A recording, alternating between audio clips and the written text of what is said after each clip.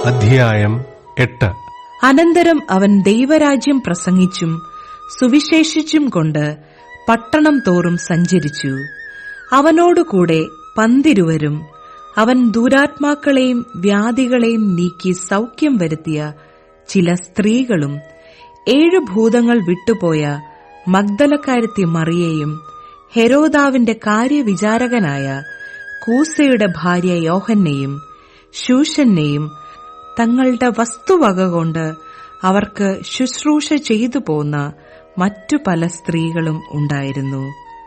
പിന്നെ വലിയൊരു പുരുഷാരവും ഓരോ പട്ടണത്തിൽ നിന്ന് അവന്റെ അടുക്കൽ വന്നവരും ഒരുമിച്ചു കൂടിയപ്പോൾ അവൻ ഉപമയായി പറഞ്ഞത്: വിതയ്ക്കുന്നവൻ വിത്തു വിതപ്പാൻ പുറപ്പെട്ടു. വിതയ്ക്കുമ്പോൾ ചിലത് വഴിയരികെ വീണിട്ട് ചവിട്ടിപ്പോകുകയും ആകാശത്തിലെ പറവജാതി അതിനെ തിന്നുകളയുകയും ചെയ്തു. മറ്റു ചിലത് പാറമേൽ വീണ് മുളച്ച് നനവില്ലായകയാൽ ഉണങ്ങിപ്പോയി. മറ്റു ചിലത് മുള്ളിനടിയിൽ വീണു, മുള്ളും കൂടെ മുളച്ച് അതിനെ ഞെരുക്കിക്കളഞ്ഞു. മറ്റു ചിലത് നല്ല നിലത്ത് വീണു മുളച്ചു, 100 മേനി ഫലം കൊടുത്തു. ഇതു പറഞ്ഞിട്ട് കേൾപ്പാൻ ചെവിയുള്ളവൻ കേൾക്കട്ടെ എന്ന് വിളിച്ചു പറഞ്ഞു. അവന്റെ ശിഷ്യന്മാർ അവനോട് ഈ ഉപമ എന്ത് എന്ന് ചോദിച്ചതിന് അവൻ പറഞ്ഞത്: ദൈവരാജ്യത്തിന്റെ മർമ്മങ്ങളെ അറിയുവാൻ നിങ്ങൾക്ക് വരം ലഭിച്ചിരിക്കുന്നു. ശേഷമുള്ളവർക്കോ കണ്ടിട്ടും കാണാതിരിപ്പാനും കേട്ടിട്ടും ഗ്രഹിക്കാതിരിപ്പാനും ഉപമകളിലത്രേ. ഉപമയുടെ പൊരുളോ വിത്ത് ദൈവവചനം, വഴിയരികെയുള്ളവർ കേൾക്കുന്നവർ. എങ്കിലും അവർ വിശ്വസിച്ച് രക്ഷിക്കപ്പെടാതിരിപ്പാൻ പിശാച് വന്ന് അവരുടെ ഹൃദയത്തിൽ നിന്ന് വചനം എടുത്തുകളയുന്നു. പാറമേലുള്ളവരോ കേൾക്കുമ്പോൾ വചനം സന്തോഷത്തോടെ കൈക്കൊള്ളുന്നവർ, എങ്കിലും അവർക്ക് വേരില്ല. അവർ തൽക്കാലം വിശ്വസിക്കുകയും പരീക്ഷാസമയത്ത് പിൻവാങ്ങിപ്പോകുകയും ചെയ്യുന്നു.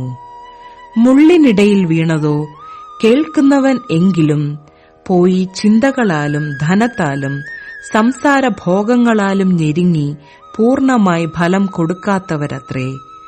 നല്ല മണ്ണിലുള്ളതോ വചനം കേട്ട് ഗുണമുള്ള നല്ല ഹൃദയത്തിൽ സംഗ്രഹിച്ച് ക്ഷമയോടെ ഫലം കൊടുക്കുന്നവർ തന്നെ. വിളക്ക് കൊളുത്തിയിട്ട് ആരും അതിനെ പാത്രം കൊണ്ട് മൂടുകയോ കട്ടിൽ കീഴെ വയ്ക്കുകയോ ചെയ്യാതെ അകത്തു വരുന്നവർ വെളിച്ചം കാണേണ്ടതിന് തണ്ടിന്മേലത്രേ വെക്കുന്നത്. വെളിപ്പെടാതെ ഗൂഢമായത് ഒന്നുമില്ല. പ്രസിദ്ധമായി വെളിച്ചത്തു വരാതെ മറവായിരിക്കുന്നതും ഒന്നുമില്ല. ആകയാൽ നിങ്ങൾ എങ്ങനെ കേൾക്കുന്നു എന്ന് സൂക്ഷിച്ചുകൊള്ളുവിൻ. ഉള്ളവന് കിട്ടും, ഇല്ലാത്തവനോടോ ഉണ്ട് എന്ന് തോന്നുന്നതും കൂടെ എടുത്തു കളയും. അവന്റെ അമ്മയും സഹോദരന്മാരും അവന്റെ അടുക്കൽ വന്ന് പുരുഷാരം നിമിത്തം അവനോട് അടുപ്പാൻ കഴിഞ്ഞില്ല. നിന്റെ അമ്മയും സഹോദരന്മാരും നിന്നെ കാൺമാൻ ഇച്ഛിച്ചുകൊണ്ട് പുറത്തു നിൽക്കുന്നു എന്ന് ചിലർ അവനോട് അറിയിച്ചു. അവരോട് അവൻ: എന്റെ അമ്മയും സഹോദരന്മാരും ദൈവവചനം കേട്ട് ചെയ്യുന്നവരത്രേ എന്ന് ഉത്തരം പറഞ്ഞു. ഒരു ദിവസം അവൻ ശിഷ്യന്മാരുമായി പടകിൽ കയറി, നാം തടാകത്തിന്റെ അക്കരയ്ക്ക് പോക എന്ന് അവരോട് പറഞ്ഞു. അവർ നീക്കി ഓടുമ്പോൾ അവൻ ഉറങ്ങിപ്പോയി. തടാകത്തിൽ ഒരു ചുഴലിക്കാറ്റ് ഉണ്ടായി. പടകിൽ വെള്ളം നിറഞ്ഞിട്ട് അവർ പ്രാണഭയത്തിലായി. അടുക്കൽ ചെന്ന്, നാഥാ, നാഥാ, ഞങ്ങൾ നശിച്ചു പോകുന്നു എന്ന് പറഞ്ഞ് അവനെ ഉണർത്തി. അവൻ എഴുന്നേറ്റ് കാറ്റിനെയും വെള്ളത്തിന്റെ കോപത്തെയും ശാസിച്ചു. അവ അമർന്നു, ശാന്തതയുണ്ടായി. പിന്നെ അവരോട്, നിങ്ങളുടെ വിശ്വാസം എവിടെ എന്ന് പറഞ്ഞു. അവരോ ഭയപ്പെട്ട്, ഇവൻ ആർ? അവൻ കാറ്റിനോടും വെള്ളത്തോടും കൽപ്പിക്കുകയും അവ അനുസരിക്കുകയും ചെയ്യുന്നു എന്ന് തമ്മിൽ പറഞ്ഞ് ആശ്ചര്യപ്പെട്ടു.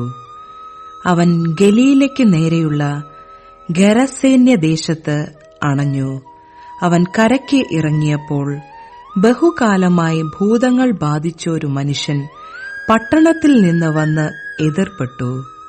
അവൻ ബഹുകാലമായി വസ്ത്രം ധരിക്കാതെയും വീട്ടിൽ പാർക്കാതെയും ശവക്കല്ലറകളിൽ അത്രേ ആയിരുന്നു. അവൻ യേശുവിനെ കണ്ടിട്ട് നിലവിളിച്ച് അവനെ നമസ്കരിച്ചു. യേശുവേ, മഹോന്നതനായ ദൈവത്തിന്റെ പുത്ര, എനിക്കും നിനക്കും തമ്മിൽ എന്ത്? എന്നെ ഉപദ്രവിക്കരുതേ എന്ന് ഞാൻ അപേക്ഷിക്കുന്നു എന്ന് ഉറക്കെ പറഞ്ഞു. അവൻ അശുദ്ധാത്മാവിനോട് ആ മനുഷ്യനെ വിട്ടുപോകുവാൻ കൽപ്പിച്ചിരുന്നു. അത് വളരെ കാലമായി അവനെ ബാധിച്ചിരുന്നു. അവനെ ചങ്ങലയും വിലങ്ങുമിട്ട് ബന്ധിച്ച് സൂക്ഷിച്ചിരുന്നിട്ടും അവൻ ബന്ധനങ്ങളെ തകർക്കുകയും ഭൂതം അവനെ കാടുകളിലേക്ക് ഓടിക്കുകയും ചെയ്യും. യേശു അവനോട്, നിന്റെ പേർ എന്ത് എന്ന് ചോദിച്ചു. അനേകം ഭൂതങ്ങൾ അവനെ ബാധിച്ചിരുന്നതുകൊണ്ട് ലെഗ്യോൻ എന്ന് അവൻ പറഞ്ഞു. പാതാളത്തിലേക്ക് പോകുവാൻ കൽപ്പിക്കരുത് എന്ന് അവ അവനോട് അപേക്ഷിച്ചു. അവിടെ മലയിൽ വലിയൊരു പന്നിക്കൂട്ടം മേഞ്ഞുകൊണ്ടിരുന്നു. അവയിൽ കടപ്പാൻ അനുവാദം തരേണം എന്ന് അവനോട് അപേക്ഷിച്ചു. അവൻ അനുവാദം കൊടുത്തു. ഭൂതങ്ങൾ ആ മനുഷ്യനെ വിട്ട് പന്നികളിൽ കടന്നപ്പോൾ കൂട്ടം കടുംതൂക്കത്തോടെ തടാകത്തിലേക്ക് പാഞ്ഞ് വീർപ്പുമുട്ടിച്ചത്തു. ഈ സംഭവിച്ചത് മേയ്ക്കുന്നവർ കണ്ടിട്ട് ഓടിപ്പോയി പട്ടണത്തിലും നാട്ടിലും അറിയിച്ചു. സംഭവിച്ചത് കാൺമാൻ അവർ പുറപ്പെട്ട് യേശുവിന്റെ അടുക്കൽ വന്നു. ഭൂതങ്ങൾ വിട്ടുപോയ മനുഷ്യൻ വസ്ത്രം ധരിച്ചും സുബോധം പൂണ്ടും യേശുവിന്റെ കാൽക്കൽ ഇരിക്കുന്നത് കണ്ട് ഭയപ്പെട്ടു. ഭൂതഗ്രസ്തന് സൗഖ്യം വന്നത് എങ്ങനെ എന്ന് കണ്ടവർ അവരോട് അറിയിച്ചു. ഗെരസേന്യ ദേശത്തിലെ ജനസമൂഹമെല്ലാം ഭയപരവശരായി തങ്ങളെ വിട്ടു പോകേണം എന്ന് അവനോട് അപേക്ഷിച്ചു. അങ്ങനെ അവൻ പടക് കയറി മടങ്ങിപ്പോന്നു. ഭൂതങ്ങൾ വിട്ടുപോയ ആൾ അവനോടുകൂടെ ഇരിപ്പാൻ അനുവാദം ചോദിച്ചു. അതിന് അവൻ, നീ വീട്ടിൽ മടങ്ങിച്ചെന്ന് ദൈവം നിനക്ക് ചെയ്തതൊക്കെയും അറിയിക്ക എന്ന് പറഞ്ഞ് അവനെ അയച്ചു. അവൻ പോയി യേശു തനിക്ക് ചെയ്തതൊക്കെയും പട്ടണത്തിൽ എല്ലായിടവും അറിയിച്ചു.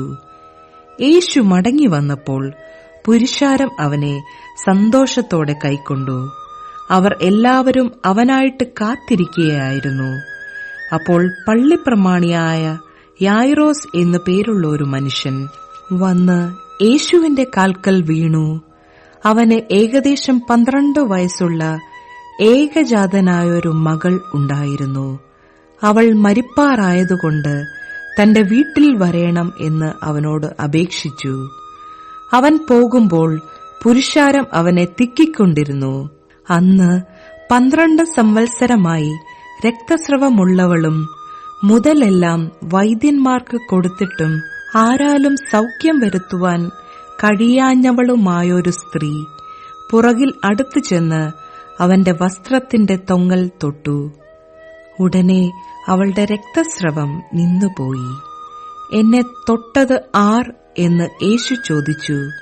എല്ലാവരും ഞാനല്ല ഞാനല്ല എന്നു പറഞ്ഞപ്പോൾ, ഗുരു, പുരുഷാരം നിന്നെ തിക്കിത്തിരക്കുന്നു എന്ന് പത്രോസും കൂടെയുള്ളവരും പറഞ്ഞു.